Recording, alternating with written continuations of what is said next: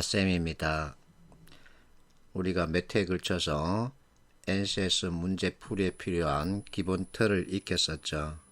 그러면 그와 같은 틀을 통해서 문제를 어떻게 푸는지 그 풀이 스킬에 대해서 알아보겠습니다. 자, 상대방 의사에 해당되는 지문을 파악하는 방법으로 읽다 관점은 맞지 않다. 그러니까 보다 관점으로 접근하자. 이렇게 내가 제의하고 있죠. 보다 관점으로 접근하기 위해서는 이 네 가지 틀을 익혀야 합니다. 사부구성, 이항대립, 포스트앱, 꼬리물기 이 네 가지를 익히면 해석하지 않고 프레임에 넣자마자 답이 나오죠. 포스트앱, 사부구성 이와 같은 것을 익히면 빠르고 정확하게 풀 수 있습니다. 그래서 내가 자꾸만 이렇게 잔소리하죠. 이 네 가지 틀을 익히면 답을 찾는 데 필요한 정보만을 골라서 볼 수 있고 지문 전부 다 읽지 않고 읽어야 할 부분만 빨리 읽고 선택지 답 찾을 수 있죠. 그리고 글을 보는 방법도 익혀야 합니다. 나 핫쌤이 신문기자 출신입니다. 전문가라고도 할 수 있죠. 전문가들은 글을 쓸 때 맨 첫 줄에 전체 내용을 포괄하는 키워드를 하나 이렇게 툭 던지죠. 그러고 나서 이 키워드 중심으로 글을 이렇게 쭉쭉쭉 써내려가다가 맨 마지막에 전체 내 의견을 정리 강조합니다. 이 틀에 대한 이해가 필요하죠. 그래서 하나의 문단이든 여러 개의 문단으로 구성되어 있던 머리와 꼬리를 잘 살피면 됩니다. 문단이 여러 개인 경우 첫 문단의 첫 문장 또는 마지막, 두 번째 문단 첫 문장 또는 마지막, 세 번째 문단 첫 문장 또는 마지막. 그래서 머리 꼬리 위주로 보는 게 가장 좋습니다.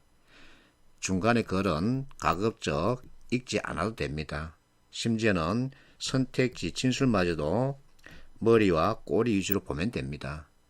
이렇게 하면 시간을 절약할 수 있죠. 그리고 빠른 판단을 할 수 있습니다. 그래서 내가 자꾸만 이분 얘기를 들려주죠. 9개월 만에 사시 합격했답니다. 엄청나죠? 이분이 하는 말, 자, 첫 문장 보면 답이 나오고 나는 머리를 보라 그러죠. 맨 마지막 문장 봐라. 나는 꼬리 보라 그러죠. 세 번째, 단어 또는 문장을 서로 대조해 봐라. 이렇게 하면 답을 금세 찾을 수 있다. 그래서 글을 보는 그 절차에 대한 이해, 즉 프로세서적 접근이 필요한 겁니다.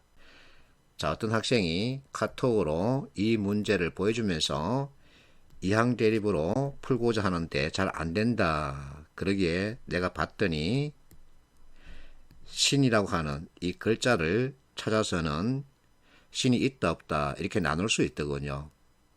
자, 무신론, 신, 선택지 두 개에 신이 들어가 있습니다.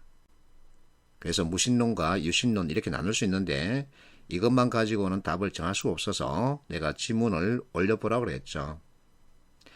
자, 지문입니다. 확대해서 봤더니 답이 눈에 보였습니다. 그래서 내가 말했죠. 꼬리에 답이 있다 이 자스가. 왜 못 찾니? 꼬리 가니까 아니나 다를까 답으로 정할 수 있는 근거가 눈에 보였습니다. 서토학파 찾아가면 되죠. 범심론에 가깝다. 그러면 신과 관련된 내용이 들어가야 합니다. 그런데 그 내용이 없죠. 그래서 답은 5번이죠. 이 어려운 철학 내용 우리 언제 다 읽고 이해하겠습니까? 그래서 머리, 꼬리, 대조 이 프로세스에 따르는 거죠. 자, 내가 특강에 참여하는 학생들에게 문제 하나를 올렸습니다.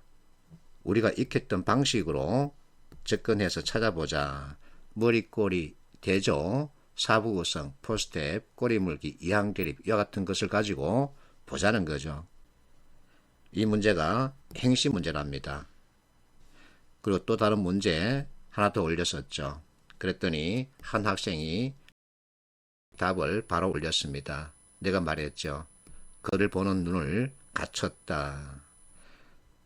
자, 문제 확대했습니다. 주장으로 적절한 것은 머리에 모든 이론이죠. 꼬리 보니까 그러나 있죠. 그러나 여긴입니다. 이론 서로 겹치죠. 약점이다. 그러면 이론만 찾아가면 되죠. 이렇게 하면 답은 바로 정해지는 거죠. 자, 이와 같은 답 확정이 불안하면 한 번 더 보면 되죠. 이론의 약점이다. 이와 같이 설명한다고 해서 반드시 좋은 이론은 아니다. 같은 얘기죠. 이게 바로 해석이죠. 자, 두 번째 문제 논지 묻고 있습니다. 맞다 그렇다 그러나 잡혔죠. 상식 그러면서 꼬리 가니까 객관적 지식 상식과 객관적 지식은 서로 비슷한 뜻을 가지고 있죠. 인문학자는 더 이상 인문주의자가 될 필요가 없어졌다. 그는 단지 하나의 전문 직업인이 되었다. 그래서 객관적 지식 이것을 찾아가면 됩니다. 역할을 하지 못하기 때문에 직업인이 되었을 뿐이라는 얘기죠. 해석이 필요 없습니다. 자, 이 문제는 주제를 묻고 있습니다. 난 학생들에게 주제 찾기 문제의 경우 무엇과 무엇의 관계로 봐라. 즉 A와 B의 관계에서 서로 좋다 나쁘다 이렇게 보면 된다 하고 설명하죠. 자, 머리를 보니까 풍요라는 가치를 추구했을 것으로 생각한다. 그러나 내 의견은 어쩌고저쩌고 유지하기에 노력한다. 자, 마지막 문단 역시 풍요 추구 가치 같은 표현이 등장하죠. 그러면 이것만 찾아가도 되죠. 따라서 그러므로 따라서 정리강조 문화가 나왔죠. 문화의 우위를 정한다든지 어떤 문화의 좋고 나쁨을 논하기는 어렵다. 얘기는 결국은 다름을 인정하라는 얘기죠. 그래서 다름을 인정한다. 바로 답이 정해지죠. 이렇게 하자는 거죠. 근데 이 학생은 자꾸만 해석을 해버렸습니다. 해석을 하니까 답을 찾지 못하는 거죠. 자, 이 학생은 문제 전체 답을 이렇게 주면서 왜 그것이 답인지 부연 설명까지 하고 있죠. 그러면서 키워드 중심으로 보니까 정말 답이 눈에 보인다. 이렇게 말하고 있습니다. 자, 최근에 와서 많은 학생들이 내가 가르치고 있는 사부구성, 이항대립, 포스트앱 이것을 자꾸만 찾고 있습니다. 자, 지금부터는 사부구성, 이항대립, 포스트앱, 꼬리물기 이와 같은 틀을 통해서 문제 답을 찾는 연습을 해보겠습니다. 글은 머리, 꼬리, 그리고 대조입니다. 이 프로세스에 따르면 답을 정말 쉽고 빠르고 정확하게 찾을 수 있죠. 답은 4번입니다. 일정한 자유를 보장했다. 일정한 자유가 보장되리라 생각했다. 서로 다르죠.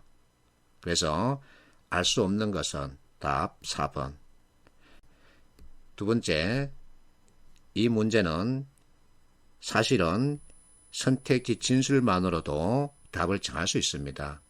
상치라고 하는 이 단어, 이것 가지고 판단할 수 있죠.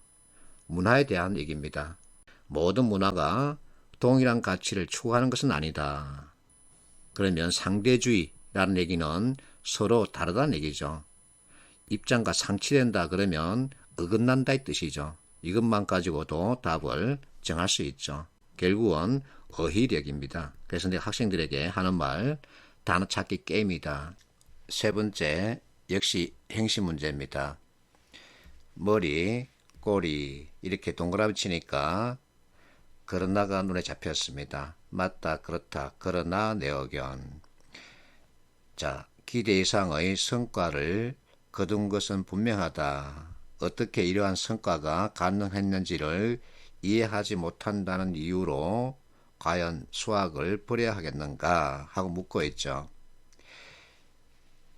마지막 문단에 이 두 개의 문장이 바로 이 글쓴이가 전하고 싶어하는 메시지죠. 그러면 이 세 개의 단어만 연결해도 답은 바로 나오죠. 성과, 이유, 이해.